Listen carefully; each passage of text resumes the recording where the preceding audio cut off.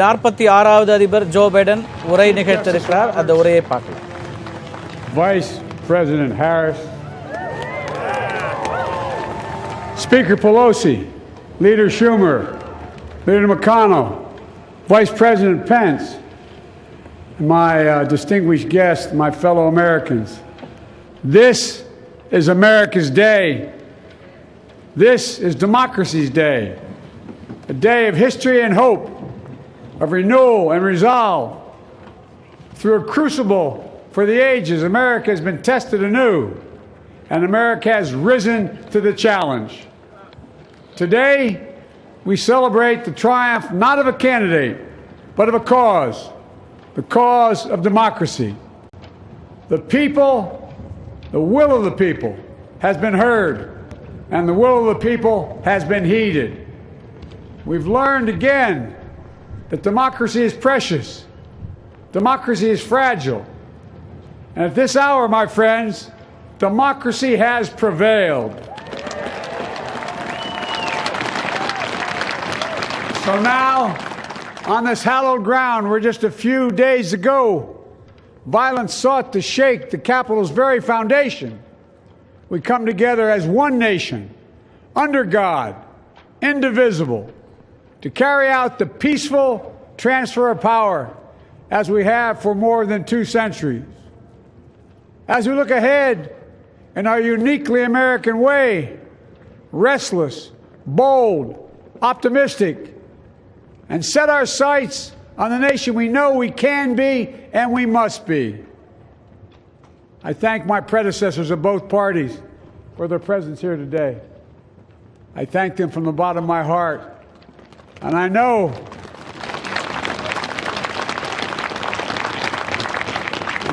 the resilience of our Constitution and the strength of our nation, as does President Carter, who I spoke with last night, who cannot be with us today, but whom we salute for his lifetime in service.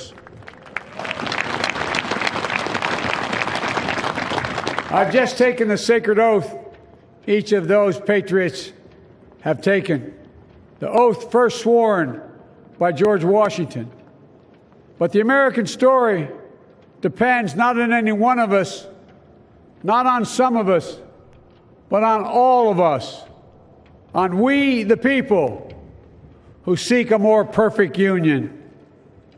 This is a great nation. We are good people. And over the centuries, through storm and strife, in peace and in war, we've come so far, but we still have far to go.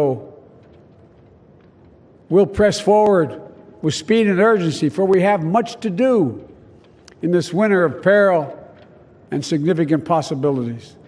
Much to repair, much to restore, much to heal, much to build, and much to gain. Few people in our nation's history have been more challenged or found a time more challenging or difficult than the time we're in now. Once-in-a-century virus that silently stalks the country has taken as many lives in 1 year as America lost in all of World War II. Millions of jobs have been lost. Hundreds of thousands of businesses closed. A cry for racial justice, some 400 years in the making, moves us. The dream of justice for all will be deferred no longer. A cry for survival comes from the planet itself, a cry that can't be any more desperate or any more clear. And now, a rise of political extremism, white supremacy, domestic terrorism, that we must confront and we will defeat. To overcome these challenges, to restore the soul and secure the future of America, requires so much more than words. It requires the most elusive of all things in a democracy: unity. Unity. In another January, on New Year's Day in 1863, Abraham Lincoln signed the Emancipation Proclamation. When he put pen to paper, the president said, and I quote, "If my name ever goes down into history, it'll be for this act, and my whole soul is in it." My whole soul is in it.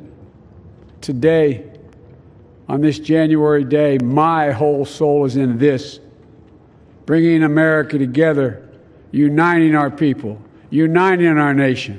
And I ask every American to join me in this cause.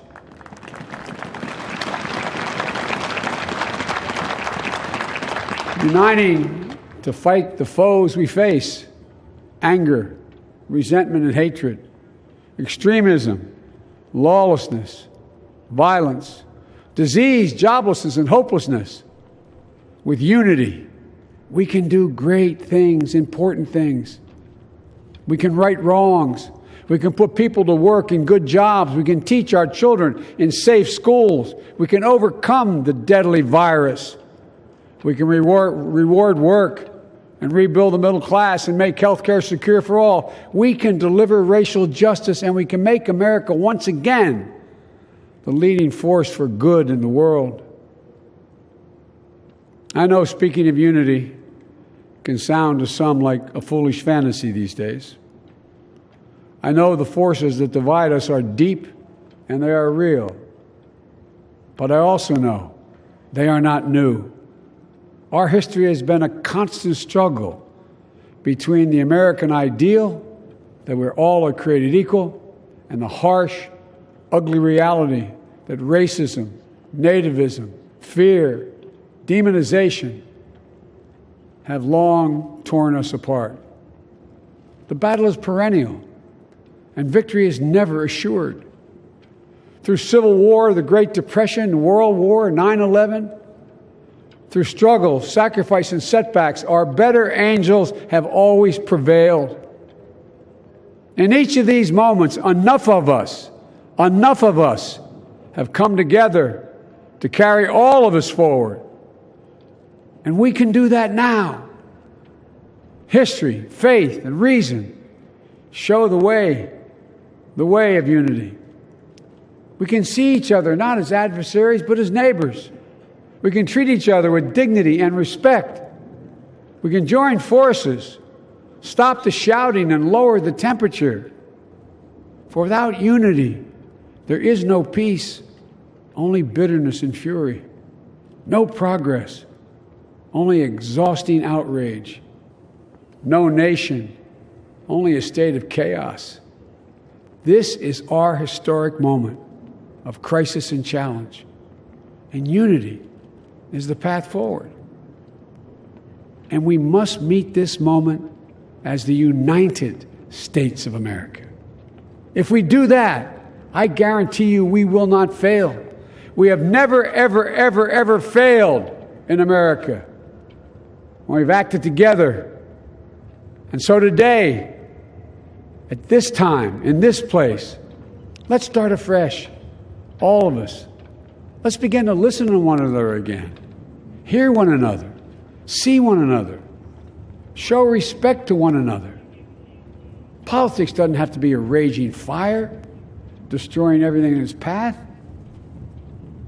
Every disagreement doesn't have to be a cause for total war. And we must reject the culture in which facts themselves are manipulated and even manufactured.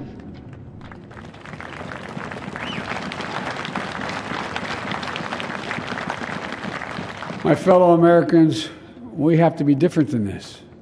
America has to be better than this. And I believe America is so much better than this. Just look around.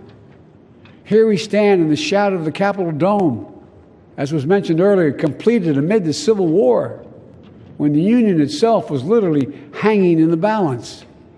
Yet we endured. We prevailed. Here we stand, looking out on the great mall where Dr. King spoke of his dream. Here we stand where 108 years ago, at another inaugural, thousands of protesters tried to block brave women marching for the right to vote. And today, we mark the swearing in of the first woman in American history elected to national office, Vice President Kamala Harris. Don't tell me things can't change. Here we stand across the Potomac from Arlington Cemetery, where heroes who gave the last full measure of devotion rest in eternal peace. And here we stand, just days after a riotous mob thought they could use violence to silence the will of the people, to stop the work of our democracy, to drive us from this sacred ground. It did not happen. It will never happen. Not today, not tomorrow, not ever. Not ever.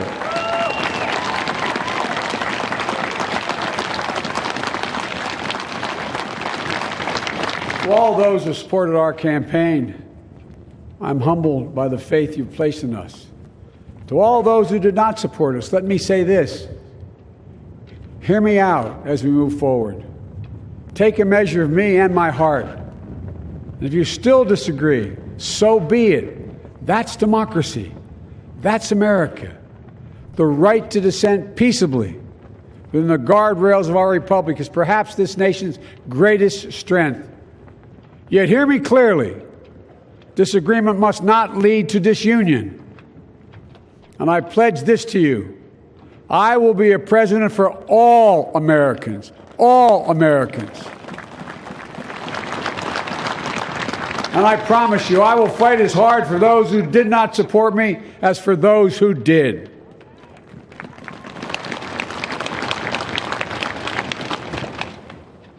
Many centuries ago, St. Augustine, a saint of my church, wrote that a people was a multitude defined by the common objects of their love.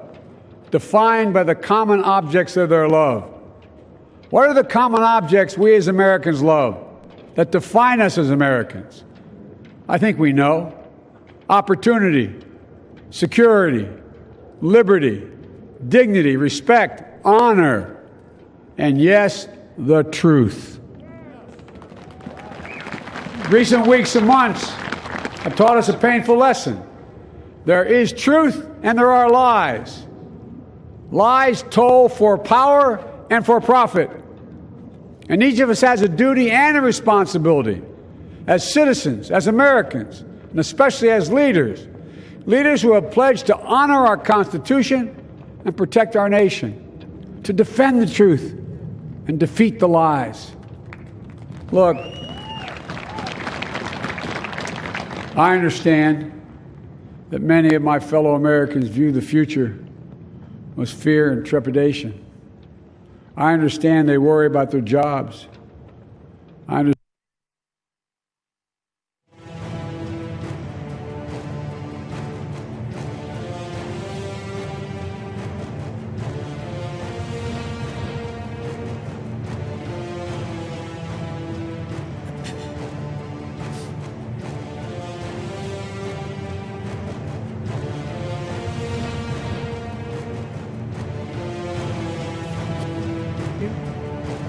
Or worship the way you do, or don't get their news from the same sources you do.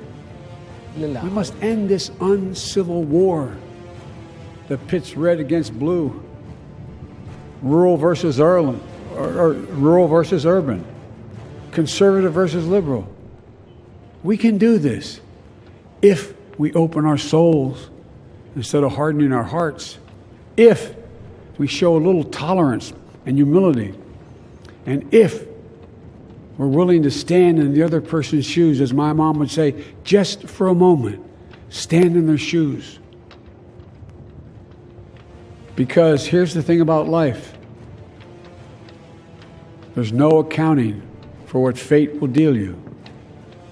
Some days, when you need a hand. There are other days when we're called to lend a hand. That's how it has to be. That's what we do for one another.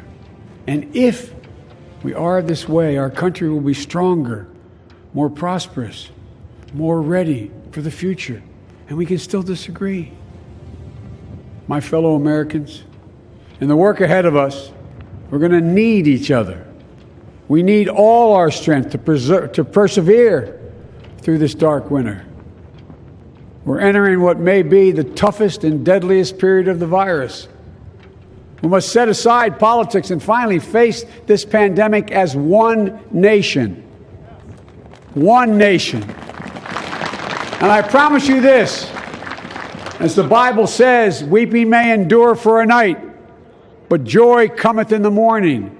We will get through this together. Together.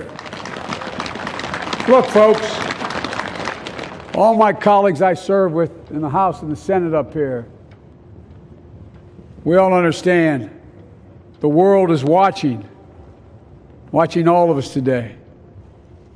So here's my message to those beyond our borders. America has been tested, and we've come out stronger for it. We will repair our alliances and engage with the world once again, not to meet yesterday's challenges, but today's and tomorrow's challenges. And we'll lead not merely by the example of our power, but by the power of our example.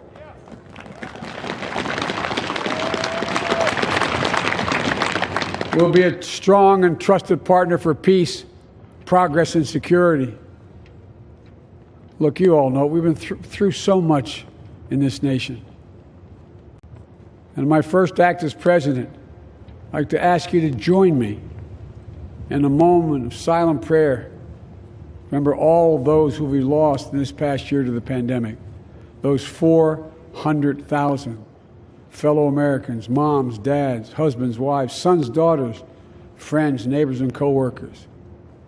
We'll honor them by becoming the people and the nation we know we can and should be. So I ask you, let's say a silent prayer for those who've lost their lives and those left behind, and for our country.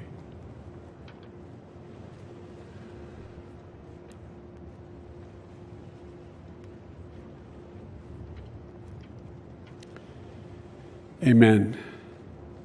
Folks, this is a time of testing. We face an attack on our democracy and on truth, a raging virus, growing inequity, the sting of systemic racism, a climate in crisis, America's role in the world. Any one of these would be enough to challenge us in profound ways. But the fact is, we face them all at once, presenting this nation with one of the gravest responsibilities we've had. Now we're going to be tested. Are we going to step up, all of us? It's time for boldness, for there's so much to do. And this is certain. I promise you, we will be judged, you and I, by how we resolve these cascading crises of our era. We will rise to the occasion is the question. Will we master this rare and difficult hour?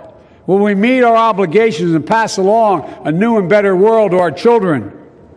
I believe we must. I'm sure you do as well. I believe we will. And when we do, we'll write the next great chapter in the history of the United States of America, the American story. A story that might sound something like a song that means a lot to me. It's called American Anthem. There's one verse that stands out, at least for me, and it goes like this. The work and prayers of century have brought us to this day. What shall be our legacy? What will our children say? Let me know in my heart when my days are through. America, America, I gave my best to you. Let's us add our own work and prayers to the unfolding story of our great nation.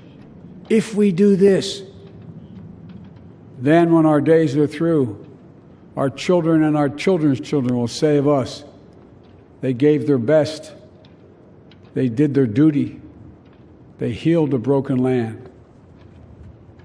My fellow Americans, I close the day where I began, with the sacred oath. Before God and all of you, I give you my word. I will always level with you. I will defend the Constitution. I'll defend our democracy. I'll defend America. And I'll give all of you, keep everything I do in your service, thinking not of power, but of possibilities, not of personal interest, but the public good. And together we shall write an American story of hope, not fear, of unity, not division, of light, not darkness, a story of decency and dignity, love and healing, greatness and goodness. May this be the story that guides us, the story that inspires us, and the story that tells ages yet to come that we answered the call of history. We met the moment.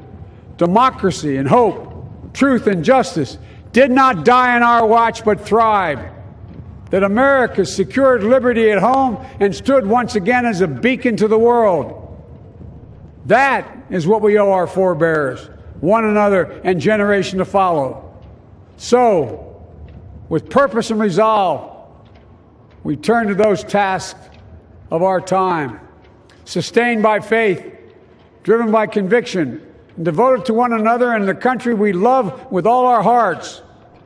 May God bless America, and may God protect our troops. Thank you, America.